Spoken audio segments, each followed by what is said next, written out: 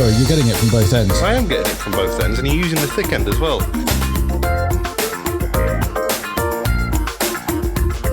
Earlier. Oh my God! You can't say that. Come on, Tim.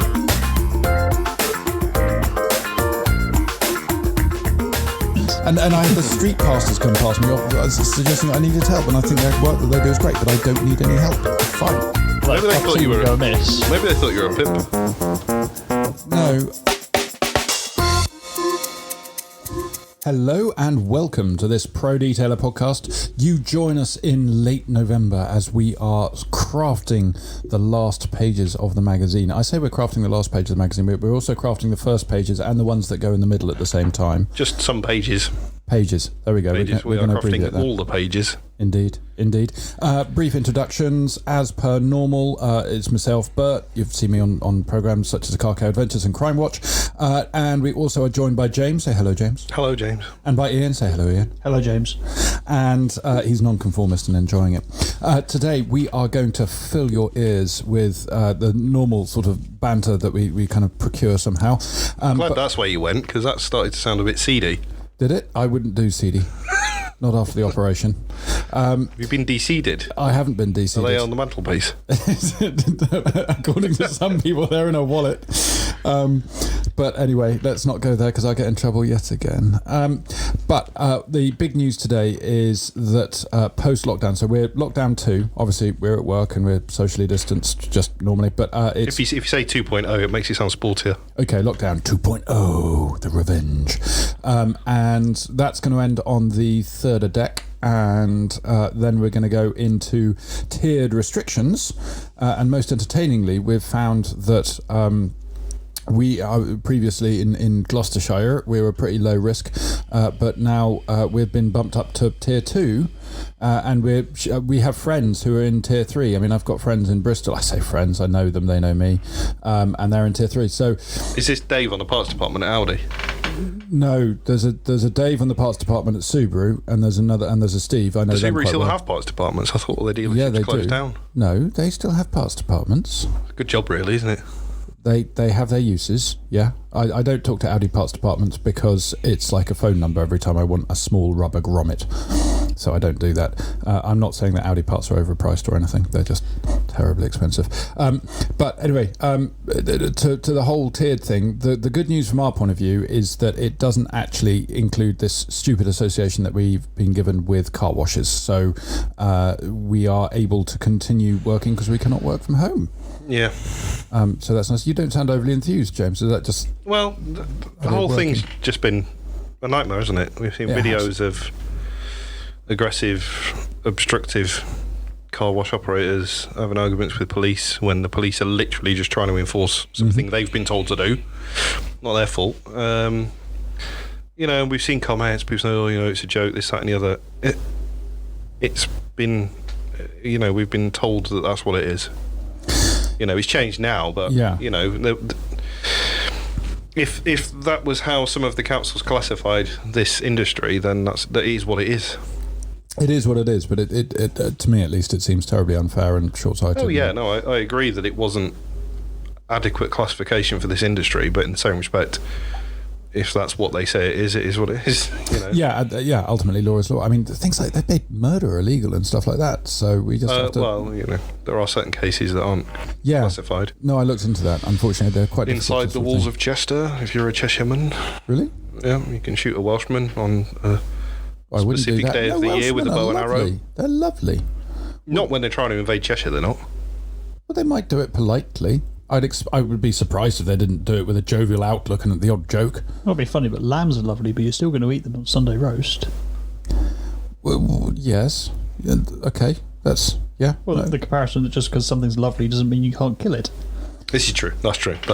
Yes. No, okay. I'm not entirely sure where this is going. We've gone from I don't lockdown personally want to kill any Welsh people because I think it's wrong. Why are you winking at me?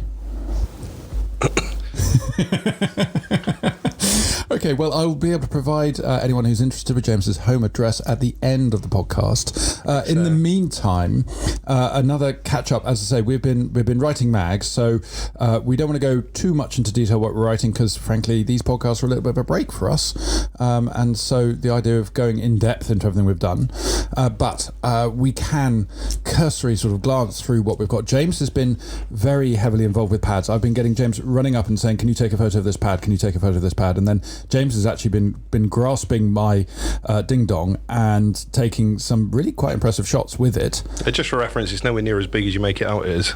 It's quite heavy though, isn't it? Yeah, surprisingly heavy. It's not a big ding dong like you say on all the other podcasts. Well, it's a medium-sized ding dong that has weight. It has weight. A bit like me. Ungainly, I think's the word. Yeah. Well, I like to have a full size grip on my ding dong, which is doubles its capacity. It's also got speed light, which is handy in dark spaces. Yeah, it's handy right in your face as well when you're trying to do a glass polishing article downstairs. That was great. It was your choice to put it in your face. It felt like a nuclear blast. Oh, I see. Well, yes, but it's quite a powerful speed light. I mean, I saw the blood vessels behind my own eyes. I'm not sure that's even possible. Well, should we try it again? There's actually a shadow of the wall downstairs. No, I do. I shun. I have an official Canon speedlight, but I shunned that because it's not powerful enough. So I've got a monstrous Metz one, which. And you're very laxy daisy with it. Laxy daisy, lapsy daisy, lapidasial. I'd like to think I'm fairly militant with it. In fact, I enjoy. You definitely using not. You point it all here, there, and everywhere. Yes, it's all about the reflection. Absolute disregard to the people around you. Oh yeah, but I don't care about the people around me. I care about getting the right photo. I mean, that's photography, baby. You've got to get used to it. It's all about the shot. So what went wrong with yours? Well, your eyes are still damaged from the flash, no doubt. Well, I've got a twitchy eye. I've had it for 5 days. That's just the touching. So you've been playing with pads, and what you've included, rather, what I think is an absolute inspired title, which is Encyclopedia. Yeah. Which is encyclopedia of pads, believe it or not. Yeah. Exactly, which is very cool, and it's all been themed up. So we don't want to go into great detail, but how many pads did you shoot in the end, roughly? 27? 27 pads. Maybe. And this is different types of pads, so it's not like lots of different brands necessarily, it's different genres of pads. So it's also not different grades either. No, true. So we don't go into heavy cut, medium cut finishing. It's purely about the material. Style, yeah, the style of pad. So amazingly, I think there's 11 different separate styles of foam pad you can get. Yeah, and there are probably more. It's not an exhaustive list, but it's what we could find. It's fairly extensive, and we also look at materials. So we've got things like clay and denim and velour. Not velour. Do we have velour? Velour. I love velour. I don't think there's enough Mondeo SIs left to have a velour pad. I think they've all gone. Has your Renault got velour? No, it's cloth. It's brown. Brown cloth. It's got brown. Yeah, I've been writing about our experiences with the Renault, and everything on it is brown on the inside, and there's only a limited number of ways that you can describe a brown without getting fecal. Taupe. I haven't used that. I'm gonna write that down. I'm gonna write that down because I got to the point where I was calling it hazel. I always thought taupe was a green. No, it's a dogfish. It looks like a shark. But also dogfish has another one. Dogfish shark. Dogfish shark. Yeah, well, sharks and dogfish are basically the same family. They're cartilaginous. What fish? They're a certain sort of fish. That's a good description of something. Yeah, certain sort of fish. Yeah. Basically the same family. Does yours live in water? Aye, he's a fish then. Not if it's a dolphin. But they're just smug fish. The ones with the brains. An orca killer whale has got a brain that is not only marginally bigger than the human brain, but more dense and complex. And did you know that koala bears have got smooth brains, so that if you take a eucalyptus leaf off the tree and put it on a plate, it won't eat it. It has to eat it from the tree because it can't distinguish between settings. That's an interesting factoid. There you go. God, I have to admit, we've gone from just talking about polishing cars and being potentially quite tedious to even people who polish cars professionally. It's a scary, smooth-brained, beaked bears. Yeah. Yeah, in fact, Ian was talking about how scary they were the other day. Have you ever seen a wet koala? Wet koalas are terrifying. Well, to be fair, you have been repeatedly offending at this thing where you put a photo on your screen and then you beckon me over to look at your screen as if it's something important that editorial people need to look at. Oh, and it's a scary polar bear or a koala bear. Wedding ring accidents from welder pages. Oh yeah, that's brilliant. Don't weld with rings on. Yeah, goodness. It looks like someone's holding a chicken bone between their knuckles. It's not very nice, and I don't have the stomach for that sort of thing anymore. So yeah, thanks for that. What was the other one you found? It was, I don't know what it. I mean, there was angry koala bear because I believe. Oh no, that was the foot. Oh god. Oh, anyway, so enough of what we haven't been doing instead of working. Yeah, well, one thing actually, we've been getting our Metro on. Are we allowed to say that? I'm not even sure. But there's lots of moisturiser and hand cream around here for the wellness, and now Ian has taken the lead on our wellness side, and one element of that is skincare. And I can see a tub in front of me that says it's Norwegian hand cream, and another that says it's hempy. That'd be mine. So look forward to the PRO Detailer view of hand creams. We've been trying to get in contact with the manufacturers with limited success. This is specifically in relation to another part of the wellness category on skin conditions relative to our job. Yes. There is. So they go hand in hand. Oh, that's nice at this time. Oh, which one? Yeah, press a button. Which one? Press a button. Oh no, I don't know which one to use. Okay. So yeah, as I say, we're all trucking away on the magazine, and I think have we talked enough about the magazine? Do we want to say something? Ian, do you want to say something at all? Quick note: you can tell how average our banter is because we've removed the applause button and replaced it with a car trying to start. Well, that's I think quite fitting. Yeah. And in fact, that's a wonderful segue into our automotive catch-ups. James, you've bought another car. Well, let's do our intro. Let's do our intro. Ready? Okay. And it's motor news from PRO Detailer. It goes on a bit. It does go on a bit. Oh. I'm liking my bass reflex there. Yeah, it's pretty good. Yeah. Get a job as that guy that was homeless but on the did sort of newscaster readings to people who drive past for pennies. When I was a kid, I was in a play and I wanted to be a bear. You were never a kid. I was a kid. You came out a 40-year-old man. Well, Evening, mother. You didn't come out of.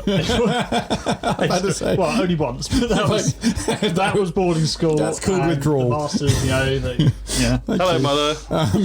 And there was an option to be a bear, and I ended up being arse end of donkey. And I shit you not, I being quite. Apologies for the swears. Sorry, I'm being quite tall, and the person at the front of the donkey was kind of James's height, so it looked like the donkey had 6'4". Yeah, serious issues. But I just wanted to be the bear, and the way that I lost it was that we had to growl on the audition, and I couldn't growl deep enough because I was about 12. Actually, I was 24, but no, it's fine. I still couldn't growl that deeply. But anyway, we're talking about cars, and James has bought. Every week you buy a new car. So I am apportioning full blame to this podcast, to my antics, because I had a completely stable network of vehicles before I started doing this thing. Wow. And now I feel like we have to have some sort of car news that isn't your Subaru still not working, and the Renault. People love my Subaru not working. If I was here boasting about my BMWs working so well, we'd lose both listeners. Well, no, because one of them's me, so I enjoy listening to my own voice. Yes, cars, things have happened. So previously on podcaster, PRO Detailer Podcaster. Yes. Peugeot's gone. Which is a tragedy. It was the only decent car he had. Yeah. Well, Peugeot went. Yep. What happened after that? Bought an E36. That happened. A convertible drug dealer car. Yeah. And then one of my relatives decided to offer me a Czechoslovakia. Not allowed to say that anymore, are you? No, Czech Republic. Czech Republic sports sedan. God's sake, the walls come down, man. Get with the Czech Republic sports sedan.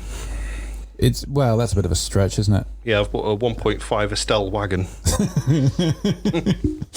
You only say that to make the fact that you bought a Skoda Octavia VRS, which is just like a 2 litre turbo petrol thing with 200 horsepower? Yep. Good thing we don't live on a hill, isn't it? Yeah, what's the horsepower of your Forester? 177. There you go. But that's what's the horsepower of VOD? 260. 260 out of how big? Comfortably sized. You'd so nearly 4 litre. So my little 2 litres only. Yeah, but you're cheating. You put a blower on, and when let's take the turbo off on Crashable 2, shall we? Well, it's going to go on the Forester, so that can get up to 300. So yeah, I've got an Octavia VRS. Octavia, I don't know. I think it depends how posh you are. I think posh people go Octavia. Are they 180 brake? What? No, the original was. The original 1.8T was 180. No, they're 197. Yeah, so not 200. Yours is like the Golf GTI, but a bit heavier and a bit slower. Hang on a minute. Sorry, you're getting it from both ends. I am getting it from both ends, and you're using the thick end as well.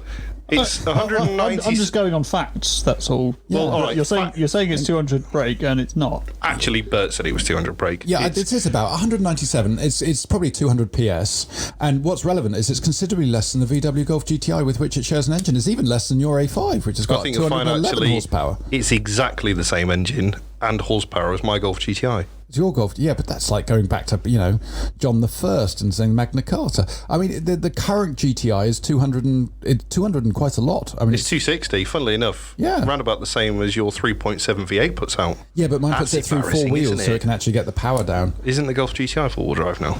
No, that's what the Golf R is for. No, Golf GTI is still front wheel drive. So anyway, I've bought an Octavia VRS, which means that the Leon is being retired to a sucker family. You're trying to flog it desperately. While hiding all of its rural location. Swindon. I don't know where it's going yet. Well, somebody from Swindon's wanted to buy it. He wants to come and see it, yeah. But you've got to sort of stitch it up first, so that it's in absolutely mint condition. What's happening to it? What's been happening to it today? So it went for its MOT last week, and it had a little weep out of the rear of the rocker gasket, and their exact words were, it has a nick in the CV boot. So I'm having a new CV boot, new rocker gasket, and an oil change. What's Nick doing in the CV boot? Something with parrots. Okay, so basically it's broken. So you've gone for another Volkswagen Audi group car to replace it, and that is that in absolute perfect working order? Yes. How about the cart I saw you had on the screen from Euro Car Parts, which seemed to have quite a lot of significant stuff, to the point where you have to sell the Seat in order to pay for the parts to fix up the Skoda? That's not necessarily true. They are preventative measures that I'm carrying mostly service items. Yeah, like a thermostat and a water pump. I mean, those are serviceable items. They are in a Volkswagen. So yeah, I've done that. I'm going to get rid of the Leon, sadly, because I love that car, and it is in actually very good condition. Yeah, if you'd like to buy it, you can talk to James. He's only asking $2.5 grand for it. No, don't talk to me about cars. Don't try and buy my cars with me. All I would say about your Octavia is it's got a nice big boot, and it's also in Police Interceptor blue, which I think is vaguely appropriate. Is it Rapid Blue? I think. Well, if you blink, I think it's called Rapid Blue. Rings a bell. Okay, maybe. It's like it's an electric blue. It's the only colour they came in. Really? No, it's the only colour it was ordered in. I was about to say. Pretty sure I drove a black when I was a Mark 1. Anyway, Ian, time to talk about your car situation. What is your car situation? Absolutely stagnant. Yeah. Absolutely. I've been coming in and been writing magazine. Yeah, but you came in with a worried face not that long ago, saying that your car just didn't feel right. You were concerned there was something wrong with it. But there was a bit of a clutchy, gearboxy, oil burning smell at some point, but it's gone now, so it's fixed. What's happened is Ian hasn't exceeded the 12-month panic period yet. Mm-hmm. So he's now convinced that it's going to blow up. Well, he's already talked about how it's an old car and he wants to shift it on, even though it's the youngest car in the fleet, pretty much. It is the youngest car in the fleet by quite a way. But he's like, it's over 10 years old, something go wrong with it. And I'm sitting there with a 30-year-old going, that something's going to go wrong with. Yeah, exactly. So I'm not wrong. Well, yeah. Something's going to go wrong with it. But you're going to have to fork out thousands to get a newer one. And you want an S5, which I understand. You've had all of the bad bits done. You've had the rear engine seal done. You've had the clutch and flywheel done. I haven't had all the bad bits done. The bad bits done is the piston rings on that, which is engine out. Is that a common failure point on them? Yes. Common failure point in all the A888s. Well, it's going to be a common failure point in your Skoda then too, James. No, it's an EA113. So that is where all the oil goes. How come you've got a... I thought you had a 888 in that. No, Triple H chain driven. Yeah, which is good. 113 is belt driven. Oh, God bless. It's actually got belt and a chain. It's even worse than that. Oh, jeez. The timing belt only goes round the inlet sprocket. Yep. Okay, yeah, and then I'm with you there. And then the exhaust camshaft is connected by a chain at the other side of the engine. Oh, yeah, Audi A4s had that with their 4.2s at one point. Yeah, S4s, rather, or RS4s. Anyway, that brings the car section to an end. And What's happening with yours, Bert? Hang on. I've got, well, so... I think last time we were here, you'd bought the engine.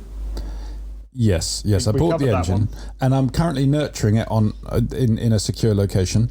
But at the moment, just near Swindon. Yeah, I bought a. There is no secure location anywhere near Swindon. I was about to say near Swindon. It's Swindon. There's a fearsome dog with it. It's a Staffy Bull Terrier. If you take the engine, you have to take the dog. He will submit for sausages. He will submit for strokes. To be honest, sorry, Bert's on the dog. No, yes, I have a strict no touching rule. But the so basically, I bought a throttle body that had all the 3 sensors that I suspected could be at fault. Was this Germany. On the engine that you bought? No. Has that got one on it? Yes, I think it does. Yes, it does. Yes, Sorry, it does. I'm just double checking that you've made another financial error. Yeah, no, but the financial error was buying a throttle body from Germany with the 3 sensors on. So instead of using the one that you had on the driveway. Yeah, because I don't want to muck up that engine. Because that is a present, that's a working guaranteed engine, and if I start taking it apart, I'm going to lose my warranty on it. So I bought a throttle body from Germany and switched over all the sensors from the German to my one, and I had to buy a special tool because one of them had a security Torx connection, but it was a 5-star Torx one, so I had to buy a whole new set. Why didn't you just change the throttle body over? Originally, I thought that would be unnecessary, but then when I had to take the throttle body off in order to get access to some of them, in retrospect it would have made more sense, particularly since it's particularly delicate when you take them in and out of the throttle body, and I had to do a fair bit of wiggling, to be honest. And well, you know how we all think there might be a vacuum leak? There definitely is a vacuum leak now, because when I pulled one of the pipes off the engine, it split in 2. So that didn't go very well. So I consoled myself, and I got a roof cage ages ago that I hadn't assembled, and I assembled it and bunged it on the roof as securely as possible, and then put my spare wheel that no longer fits in the spare wheel well because it's got manly tyres on it. So basically, it looks like a Paris Dakar car. However, it that's goes the nicest thing you've ever said to me there, James. Just no more. It looks like a Paris Dakar car. That is sufficient for me. That I will sleep with fewer nightmares than normal as a consequence of that. So thank you. But it's about as useful as a water feature. Water features. They're not that useful for doing a rally in. Not for doing a rally in. No, I was about to say there are benefits of water features, but yes, at the moment it is. The engine depends where you are in the rally. Last. Yeah. Well, no, I mean, if you're in the middle of the Sahara, then a water feature is going to be useful. It's going to be handy. Yeah, actually, to be fair. Okay, so less useful than a water feature. In very specific scenarios, yes. his car is not entirely shit. That's second swears. Yeah, and mine was a funny one. His was just cruel. I'm going to have to tick the profanity box. Yeah. Look, I avoided saying clusterfuck earlier. Oh my God! You can't say that. Come on, James, we're going to have to now blip this, because otherwise we're not going to be able to put it on various platforms because of the naughty words. So yeah, that'll be all right. Sucks to be you. But yeah, and then other cars, the Forester might have drank a little bit of oil, but it's fine. I've given it some more, and it's okay. And I had some brake. Well, I had a small fire. Oh yeah, you set fire to the Forester. Yeah, when I got to work one morning, I got out and I thought, that smells like brakes. I had a good trip in, and then it was still a bit dark, and I just saw it like a flicker, and then a bit of a kind of a lick of flame around the alloy. And I was sitting there thinking, I hope that's not going to destroy the finish of my sort of ghost chrome alloys. And then I suddenly realised, but probably more ghost important, chrome. That's what I'm going to call it. That's what I'm going to call it. They're off a legacy. Are they not just like faded aluminium? No, they're not, because otherwise, when I tried to get rid of the weird black marks on them, the paint wouldn't have come off, would it? If it was just so aluminium. Now they're faded aluminium. Aluminium. They're lovely, but also they were on fire. So I was sort of nervous, and then I suddenly realised, why not prioritise the fact your car is on fire over the risking of damaging or slightly compromising the finish of some alloy wheels. At which point, a little bit of blowing, and there was no more. I couldn't actually see any other things, just quite a lot of smoke and some lovely, brake smell.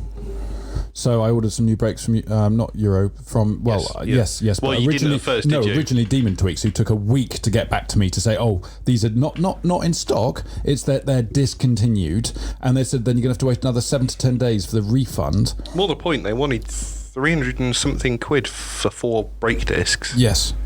Yeah, high 300s as well. I seriously thought that Demon Tweaks had gone down at the same time as Max Power. Yeah. Well, I just remember the catalogue pages at the back of Max Power being Demon Tweaks. That's the last I'll ever heard of them. Always remember rim style. Rim style or ring speed? No, rim style. I don't really have a rimming style. 100 plus and all that lot. Team Dynamics. Oh, Team Dynamics. Oh, God, yes. I remember That's that Matt lot. Neal's dad. Is it? Yeah, Matt Neal, who drives the tall one. The Team Dynamics touring cars. Who's almost as good a driver as Jason Plato. Yeah. I like Jason Potato though. Yeah, so do I. Yeah, his dad owns Subaru. Team Dynamics. That makes sense. Is he still driving for PowerMax? Plato? Was it Plato? No, he upgraded to Subaru. No, I think he's back with PowerMax. And now he's back with. I think he's back on. So yes is the answer. Yeah, he couldn't handle the joy of a that rear drive Subaru's quick, you know. That Subaru wagon. Is it though? Because it was quick. It wasn't doing very well initially. They were just having to do a bit of practicing. And other car news: Team Sicily have switched from Mercedes to BMW. What a switch! Who are Team Sicily? They raced the A-Class Coupe for a while. Oh, okay. Or was it an A-Class hatch? Can't remember. I don't know. I'm not really interested. But yeah, they're driving a. That's a coincidence. They drive a Team WS. They're going to be driving a Team WSR BMW now. Ah. Well, ask them what they think from the back of the Legacy and what it looks like. Well, actually, it's a Levorg that they drive in the BTCC. A Levorg. Sounds like a baddie out of the Avengers. It's pretty badass.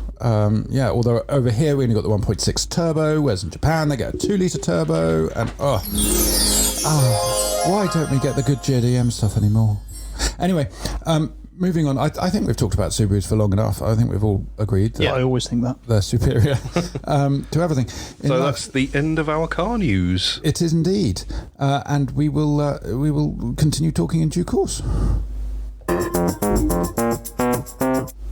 So, the next topic we're going to be discussing today has been brought about by an inflammatory post on a Facebook group, and it essentially was discussing how certain waxes have kind of owe their success to hype on social media and in the media, and off of the YouTubers. And the YouTubers, they got a kicking, and we were brought into it by name, saying that this certain wax had won the Megatests, and as a consequence, for the last 4 years or 3 years, it's been selling really well, and everybody's talking about it, and it's the only thing that's suggested. So we say certain wax, we can talk about it because we can. Yeah, it was basically it was Fusso coat. Now we've all frowned at that phrase being used, or that name being used previously. Speak for yourself. Because it has exploded on the scene. Yeah. It just sort of appeared, and everybody went bananas for it. Realistically, it's pretty tricky to use. The gloss levels are okay, but it's not a straightforward wax, and that was the whole. Yeah, it's a PTFE. It's a fluorine based. Yeah, it's basically sealant. a paste polymer. Yeah, it's not necessarily. They don't call it a wax; they call it Fusso coat. Yeah, no, they're straight about it, and it was. It did well in the Megatest. We gave it best beads because it does have remarkable beading, and protection was also very good. But it didn't win, and so being accused of saying that, I'm amazed that guy could get to the end of his post because he obviously can't read and is an illiterate goblin. Ian is taking it worse than some of us. He's taking it very personally. If you're going to go on a rant like that and bring other. If you're going to name drop, then at least bother to read the article. Yeah, get your facts right. Yeah. It's not the first time that we've had misinterpretation of Megatests, is it? No, that's quite true. That's quite true. Is that all I'm allowed to say? I think we probably ought to keep it at there because that's something you get stroppy about. But at the time, we can't control how people interpret the. Yeah, if they can't. We do leave it a bit open to interpretation because there's no absolutes in this. No, but. I feel like that was a lyric. I feel like he's dropping lyrics. Yeah, I'm sensing there's going to be like some bass coming in at some point. But so anyway, it got us discussing waxes. So we thought, why not talk about waxes? Because it's a huge huge topic. We covered it in issues 4 and 6 in terms of the Megatest. 4 is no longer available, but 6 certainly is. And it's really, first up, I just want to say my little piece about waxes, and then I'll hand over. But there is no one wax which is the best. There are waxes that are very good at certain things, waxes that are pretty good at everything, and all sorts of things like that. So we've got also waxes that are designed to achieve different things. So you have show waxes, you have waxes for kind of built for endurance, kind of daily waxes if you like, and then you've got waxes that are have organic ingredients, sort of carnauba wax, montan wax, beeswax, all of this sort of thing. Then you've got those that have got polymer ingredients. Even some of them have got polysiloxanes and complicated sort of silicon-esque strings in there, and if they're mixed with a carnauba, they then become effectively a hybrid wax is what we call it, and then you've got the fully synthetic waxes, and saying that one wax is the best is entirely pointless, in my opinion. But anyway, James, the most important part you've missed out there is the subjective part of it. Yes, it is, because your best wax may not be mine, and you can do as much scientific testing as you want to get the best all-round wax, but I might not like it. And at the end of the day, a lot of these products are, they're designed for an end user to enjoy. And if you don't enjoy it personally, that doesn't mean it's a bad product. It just means it's not your favourite. Yeah. And that's when we watch a lot of these YouTube videos and reviews and things like that. A lot of people are losing that subjective part, and we've tried to put it in. Mm-hmm. Sometimes to our sort of cost, but we want to give our opinion on something because it plays a massive part. Even with this Megatest that's going to be in the next issue, we've given our opinions on the packaging. Yeah, because half of the usability of a product comes from how easy it is to apply. This is why most of the Megatest stuff doesn't go onto the YouTube channel, because it's not controversial enough for YouTube, and I'm glad. It's not supposed to be controversial. It's supposed to be putting across information, helping you to make an informed decision. We don't care which one you go with at the end of the day. We're giving you the tools to choose. Show You'll the options that are never out guess there. what we found in the bottom of this bottle.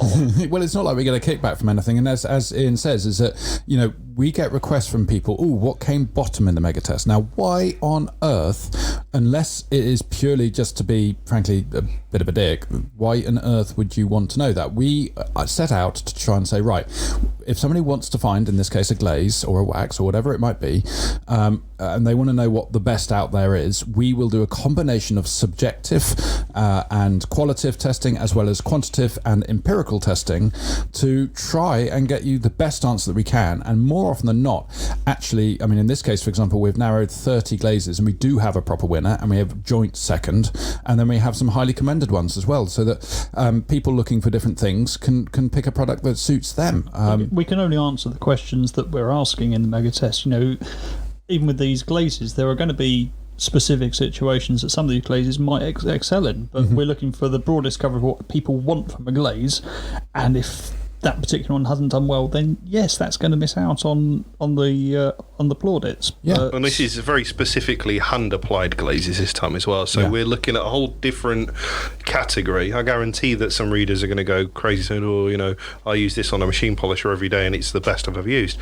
That's not what we're testing. Mm-hmm. And the people, the brands that we approached with the brief, sent us specific products to fit the brief that we gave, which was hand applied. And we use those in most cases. Yeah, most cases. I mean, there are a couple that were, in our opinion, a little off. Yeah. We tried it their way, and it actually worked better our way in some cases. Some manufacturers sent us 2 products. Yeah. We tried them both, and we decided to put the better of the 2 in to give them a fair opportunity. And I mean, we've got to the point now where we had 2 major manufacturers send us prototype products to test side by side, because they wanted us to, give them an opinion separately of whether it stood up, to proper product. But it's incredibly tricky. We could do an out-and-out scientific test, and there would be no questioning the outcome, which would benefit nobody. Well, exactly. Or we could do a completely subjective test where it's purely opinion based, which would benefit nobody. But again, we're only going to be working off statistics, and you can make statistics say whatever you want. We try to give you the plain statistics. Yeah, we've seen that plenty over the last 6 months, haven't we? Statistics can be manipulated any which way. And we have to be, I mean, there's plenty of opportunity, or should we say, opportunity for error on our part. So, for example, we've scored different attributes out of 10, but then we've got to establish the importance of the attributes. So, for example, if a product comes in a nice bottle with a nice cap and an easily read label with a correct CLP side on it, how important is that compared to, for example, how much gloss it adds to a panel? Or how nice it tastes. Or how nice it tastes, indeed.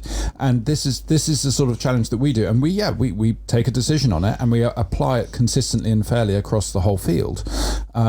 So, we are the first to admit that there are, the test has got a kind of subjectivity that opens it up. But we still are yet to see any other testing that is more rigorous. I mean, hell, we use labs and we last Megatest we sent products off to be under a microscope. In the next one, we're already talking to somebody with an electron microscope. Yeah, that's going to be which is going to be really cool. But a serious undertaking if we can manage that. Yeah. But with the subjectivity for this one, we didn't just rely internally. We got John down as well. That's true. And we each gave each of the glazes our own marks, and there was quite a bit of spread on there. There was, and what was interesting is that John's was you two, your scores were generally speaking similar.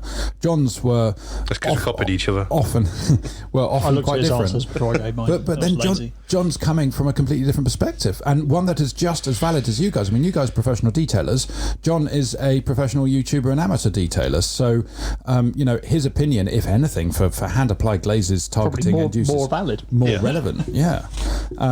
We don't really have a place for those products within our sort of daily remit. It's for us, it was more of a memory lane. Yeah, exercise. Like a romantic look back on when we first started rubbing inappropriately against cars. Yeah, and that's why I grabbed the Zymol cleaner wax, because that was one of my favourite products as a kid. And I say kid, I mean a kid.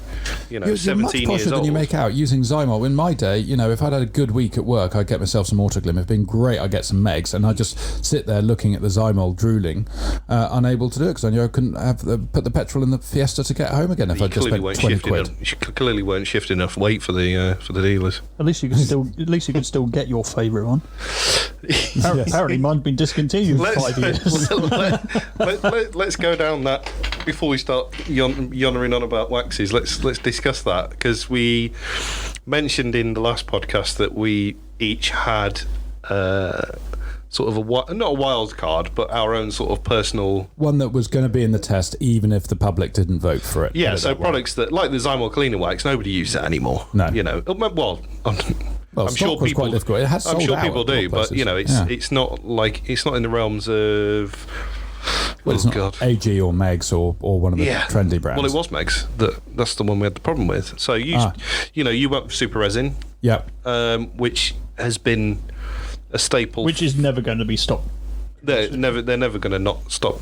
No, I mean, never stop trying. Even when they get rid of, to be fair, when they get rid of petrol cars and diesel cars, the only petroleum that you're going to be able to get your hands on is the distillates within SRP. I'll be running my Skoda Octavia VRS on TARDIS. Well, I reckon that's about 150 octane. I think that'll get you up to 200 horsepower. You're so sour. I know. To be fair though, we have a debadging article as well, and the badge, I haven't told Ian this, but the badge has arrived. Awesome. And I was going to reach for it, but then I'm going to be outranging my microphone. But I have a serious concern because I have a thing for V8s and blown flat fours, and the problem with the whole no petrol car, diesel car thing is that we're going to get taxed out. It's going to be impossible. So I have a cunning plan, and I've bought a genuine, well, it's not genuine actually, it comes in a sparkly packet from far off lands. It turns out it's not a genuine one. Is it a Porsche one? No, it's not the Porsche. No, you didn't go for that. No, I thought we were going to go for the Panamera one. No, and also it's bright green, which I'm not sure would work. So I went for the Toyota Prius one, and so I've got a big, and I mean big for a boot badge, thing saying hybrid something or other, I've got to be careful not to alienate different groups of people. But basically, I'm going to replace the 3.7 litre V8 Quattro badge with hybrid, and then see if I can sneak into a Greenpeace meet and just see if they buy it. And maybe I need to chop the exhaust off and like go for an unexhausted thing, and then try and convince them that noise is just the electric motors whirring. Yeah. Or we could just tighten loop your alternator really, really, really tight. So just tell them it's dual fuel. It's an Audi that runs on hey, oil. Can we put a dual fuel one on the Hinz A5? Was it a Vauxhall that had the dual fuel? Because they had LPG Vectras, didn't they? Yeah, and Volvo and Saab did it too as well, actually, I think. So, Vauxhall, yeah? Well, yes, apart from Volvo. They did an LPG Vectra. Yeah, it had a dual fuel badge on the back of it. How did the salesman get the vacuum cleaners in the boot? Who's going to stand up for Vauxhall here? Probably you, James. Oh, really? Yeah. I love my Astrovan. I adore my Astrovan, but in fact, I tell you about who's the standing up for Powervan. Vauxhall? Okay, well, I'll stand up for Vauxhall then. The 1.7 CDTI Astra G, I think I had. Vauxhall Astrovan. I mean, Vauxhalls exist. So yeah, Shut Waxes. your dirty mouth. Most reliable car I've ever had. Sorry, was that before or after they broke it? That was before they broke it. I lent it for one day and they managed to destroy it. It was the most reliable car you ever had until you decided to try and remap it. No, I remapped it myself within about 3 months of having it, because I suddenly realised that 77 horsepower as a 25-year-old was just not cool, and that my white van would be so much cooler with about 120 something, but I never dynoed it, and so I decided to play around with ECU, and it was brilliant. Absolutely brilliant, put out absolute shed loads of power, but the common rail diesel pressure exceeded. I also put big wheels on it and all sorts, as in not alloys, it was steel rims, but with big winter off-road mudder tyres. Sounds awful. No, it was awesome. And if it went over about 3,800 RPM, it would cut out, and you had to wait about 2 or 3 minutes for it to calm down, which is a shame, because I used to race cars along the M4 on the way home. 3,500 revs. And yeah, if you accidentally in fifth gear, 3.5 gets you, I don't know, 69, 110. Wow, something it like sounds ballistic. Well, I'm trying not to incriminate myself, but I lost out to a Mercedes A200 AMG line on the M4 because it cut out, and I had the edge for a long time. They're fast, those 1.4 A-Class. Well, this was quite a long time ago. Especially the automatic ones. Really? Really? In fairness, I've been looking at an A2. No, an A1. Do I mean an A1? No, I mean an A2. As a cheap run around to get to the office, because I don't like the fact Audi A2 is not cheap for starters, so it's probably not an A2. Well, A1 is the 1.4 TDI old little juice box thing. Yeah, that's what I'm after. Yeah, they're all right, they're pretty cool. I thought an A1, because my mother's got an A1. Yes. Yeah, it's the other way around? It's the other way around. The A2 is the classic aluminium-bodied juice box. Yeah, exactly. I've just realised something. I know why you bought the Astrovan. Why? Because you've read so many Jeremy Clarkson books, you don't have the impression that the Astrovan is actually the fastest car in the world. Well, it was. You actually believe what the man says. JC, the great man, said... Jeremy Corbyn. Said that the two fastest cars, anyway, it doesn't matter if you're in a Veyron or anything, are a Vauxhall Astrovan in first position and any old Peugeot diesel in second position. And I had both cars at one point. Wow, so you've literally based your entire vehicle career on Jeremy Clarkson. Well, no, he didn't say anything really about Subarus. Although, actually, no, the Subaru Outback, James May, and the little fluffy one all agreed in, I think it was 2006, or no, it's 2005, it was pre-facelift BL5 and BP5. They agreed that the Outback was the only car they all liked. And they were the glory days. It nearly won the car of the year. That was the height of Subaru ownership, was when 3 guys said it wasn't the worst car they'd ever driven. 3 old men who are completely irrelevant these days said that your car wasn't the worst they'd ever driven. No, it was the one they all agreed they liked, and they couldn't agree on any other car that they liked.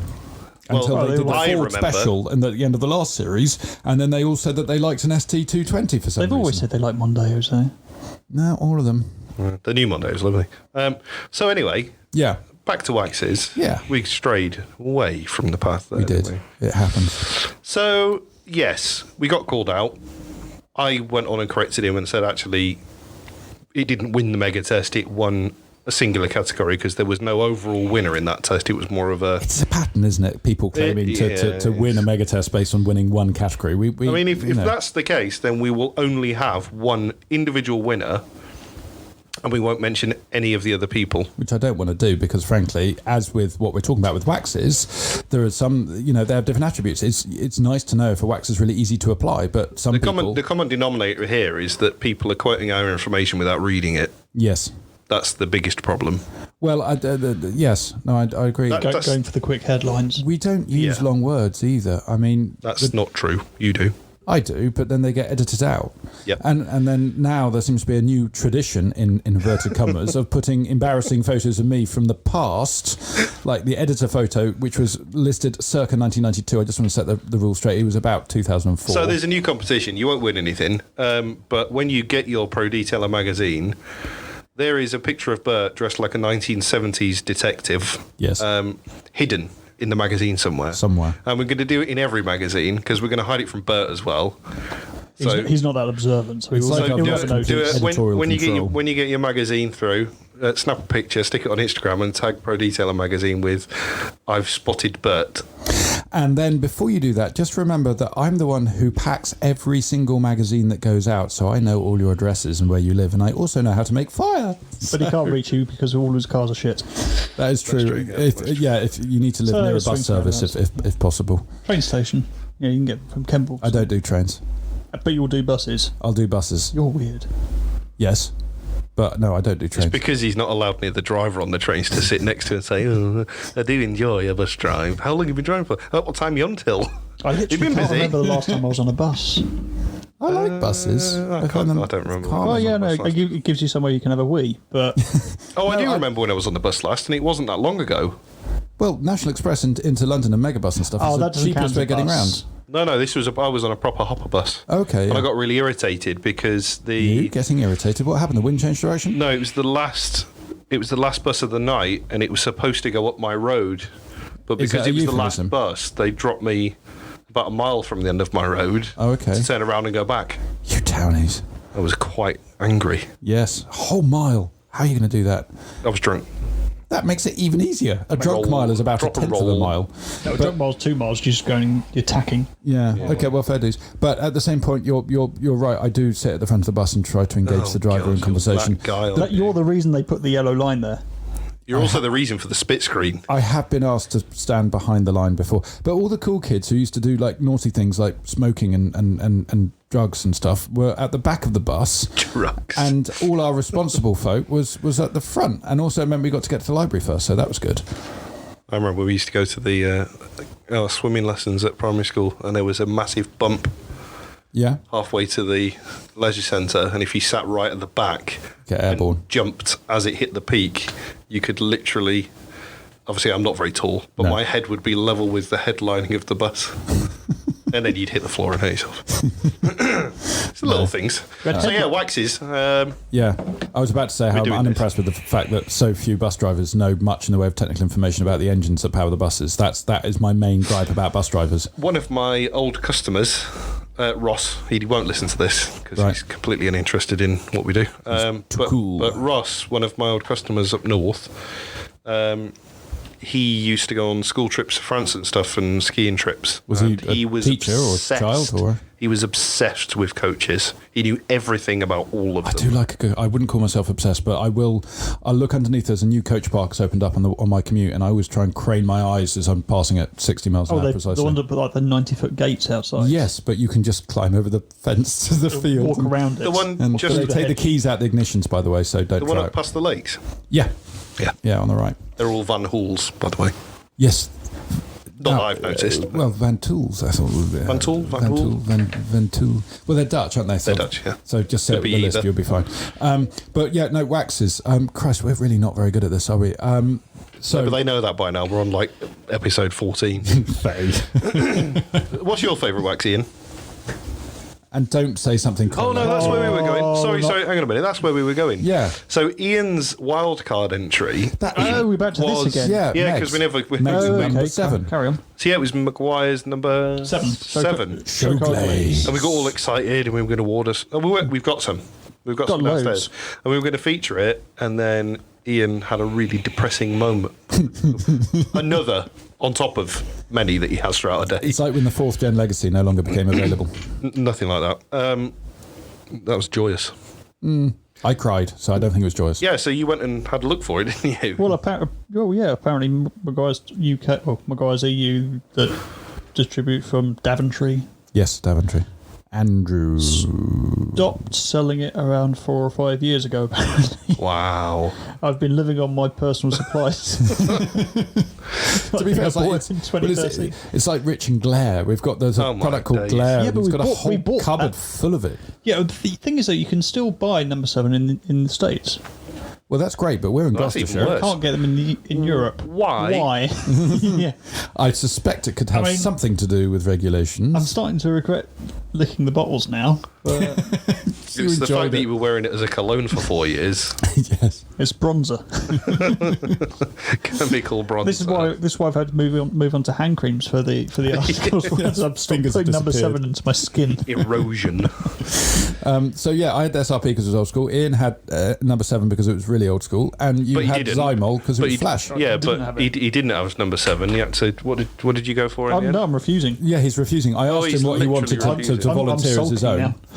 I thought he wanted to go something like Brightmax or something because that's old school, but he didn't. He just got stroppy, and so I put in a little ditty on the. How many words do we get? I think we got to 14,000. I got to 14,000 words on the Megatests. I think I got about 2,000 words in. And then just a pre-warning for this one. Bert's written the Megatest on this one. Yeah, last time you did the compound one, didn't you, James? And the plastics one. And the plastics one before that. I think that was quite a team effort. The compound, though, you were definitely you ran free. Yeah. And then this one, because it's for enthusiasts, people who don't have the skills of professional detailers, I was the natural choice. And so I did what I enjoyed doing. I sat in front of a Word document and started typing. And then 2 days later, I emerged sort of with 14,000 words on the page. So if the Megatest reads like an episode of Pro Detailer Podcast, it's Bert's fault. Yes, I take responsibility entirely. But at least we won't get sued. Or if we do, we'll win. We definitely won't win. Yeah, we will. No. I've made very sure that we're not putting anything legally dubious in there whatsoever. We'll just change the name to Semi-Pro Detailer Magazine. I mean, discounting the fact that I'm going to be doing... Oh, no, you're doing layout for it. Oh, so I've got free reign to crop and cut and paste. Yeah, this moment in time, it is subject to change. This frustrates me. I wish I could use InDesign better. You've had every opportunity to learn the Adobe software. Yeah, no, I've done the course on it, but Ian and you are more proficient at it. Anyway. Wait, if we're going to start that, this will be a while. Yeah. So yeah, waxes. Waxes, yeah. So that was a long pathway to get here, wasn't it? Well, there are also some mutually exclusive things, which is, like, for example, to be very easy to apply, it almost prevents it being an extremely long-lasting wax. Careful. Yeah, tricky. I know it's you don't really want to go down that route. But, for example, Fusso does last a long time, but it's also... That's not wax. Okay, count, well... In my opinion. No, that's a fully valid I hear your opinion, and you're wrong. But at the same time, I mean, the waxes I enjoy, the kind of the Dodo Juice, Carnauba creations and stuff like that, and even Dodo don't claim they're going to last 2 or 3 years. You know, they're like, look, you'll get a couple months out of it at best. But was it the one we can't mention that had a 5-year warranty on their wax back in the day? Was it? The one we can't mention. Yeah, the really expensive one. Yeah. No, they had the free refills that cost you only £300. No, I'm sure they did either that or they offered a service as I'm all. Oh no, that wasn't. No, that was another one.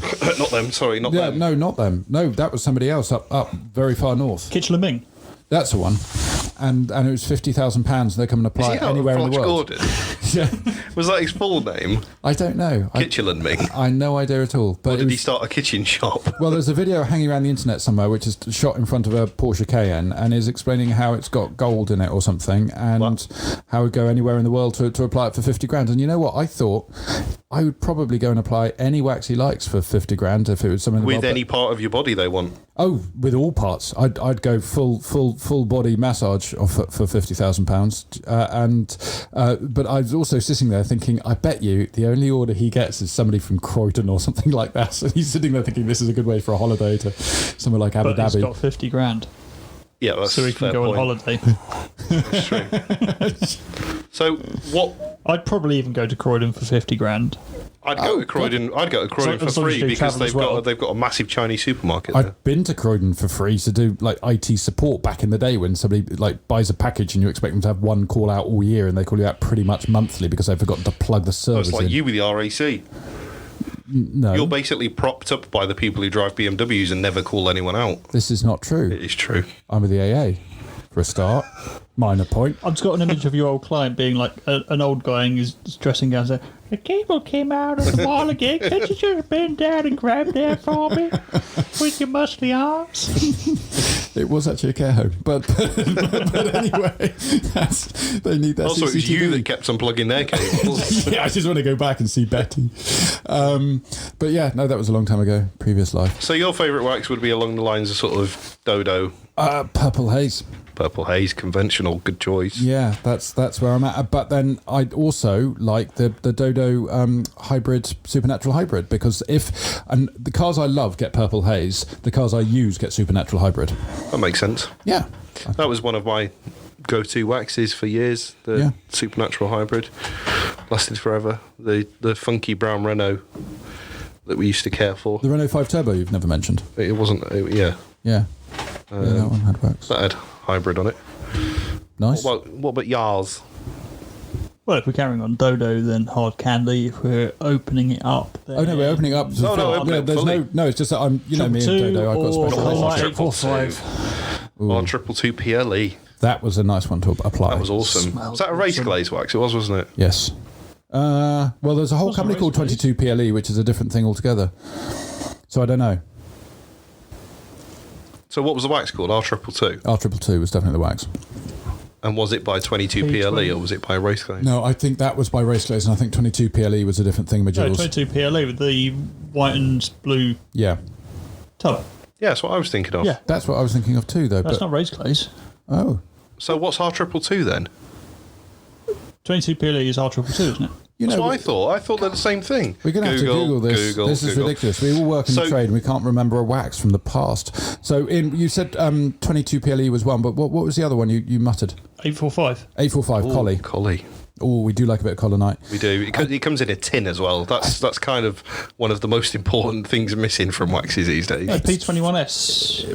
Huh? P21S. Yeah. P21S? Formerly P21S.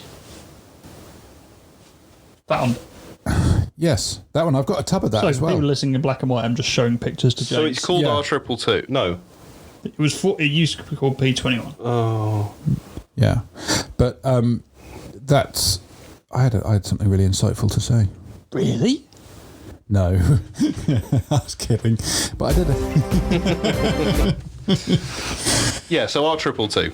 R222. That was good words. Oh yeah, that was it. It was collie because you've got insulator wax, which is a liquid wax. That's awesome. We use that quite a lot. 845. Yes. That's insulator. Yeah, that's the one. So sorry, that's not the one that comes in. Yeah, the one you're thinking of is what I really like, which is 915 marked concourse. Concourse d'Elegance. Concourse d'Elegance. Yeah. So something like that. But it was I'm saying 845 insulator wax. Yeah.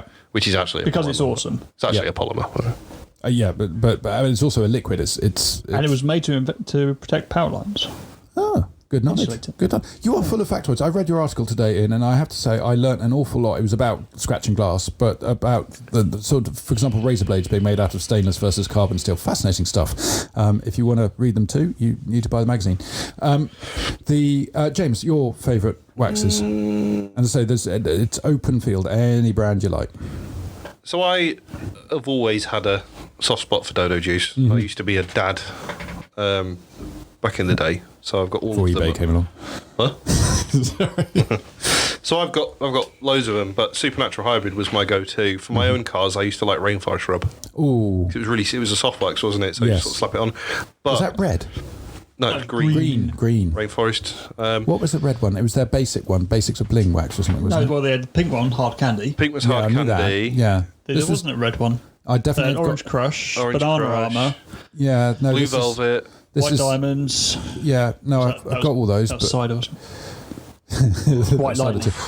In other news, I've accidentally cocked up on my Amazon monthly orders. I've got 48 bottles of Harry Weston's vintage cider at home. Does he know? I won't know by the end of it. So yeah, but I've got a bit of a.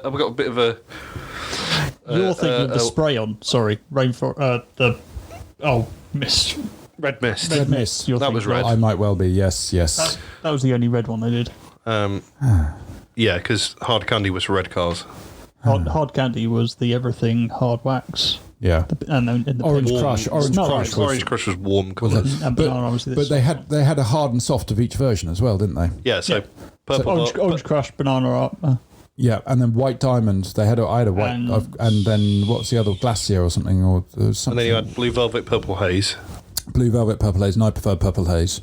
And then you had Rainforest Rub and... You also had Blue Velvet Pro as well. Yes. Yeah, that was a weird I was one. missold a second-hand tub of that, and it wasn't Pro, and I was very unhappy.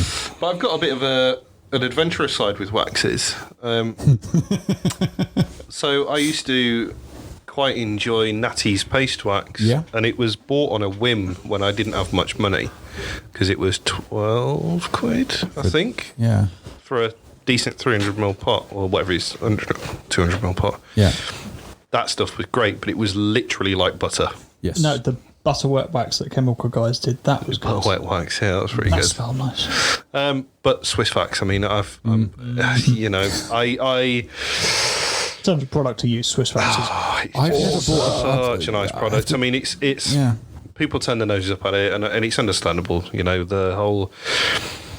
You know, you've got Dodo Juice, who produce extremely high quality products at extremely reasonable prices for what you get, and you get the Swiss Wax brand. You buy the brand. You know, it's like buying a Casio watch for 250 quid, which is incredibly accurate. You know, it's timed from GPS. Or a Rolex that was machined by unicorn Yeah, horns. a Rolex, which is made out of extremely high quality materials, but it doesn't tell the time any better than the Casio. If anything, the Casio is probably more Slightly accurate. worse. Yes. So you're kind of buying an experience, but from experience, what I can say is that usability-wise, the Swiss Wax waxes are an absolute joy to use.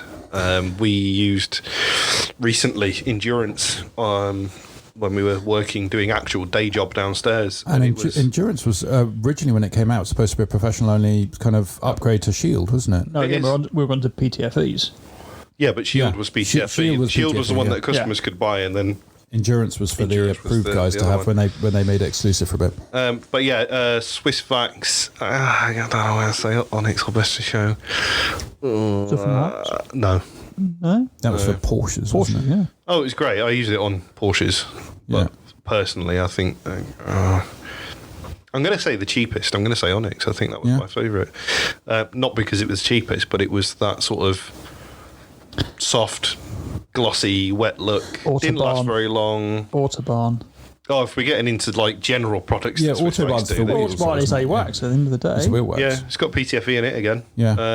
But got even their wood Smells wax. awesome. I've The never. smells are incredible. I know you guys have been able to get the Swiss Wax because it's for work, but I've always spent my money on head gaskets and repair bills, so I've never Buy a decent car then. never bought a tub of Swiss Wax in my life. Yeah, it's That's it But can don't be, say that out loud.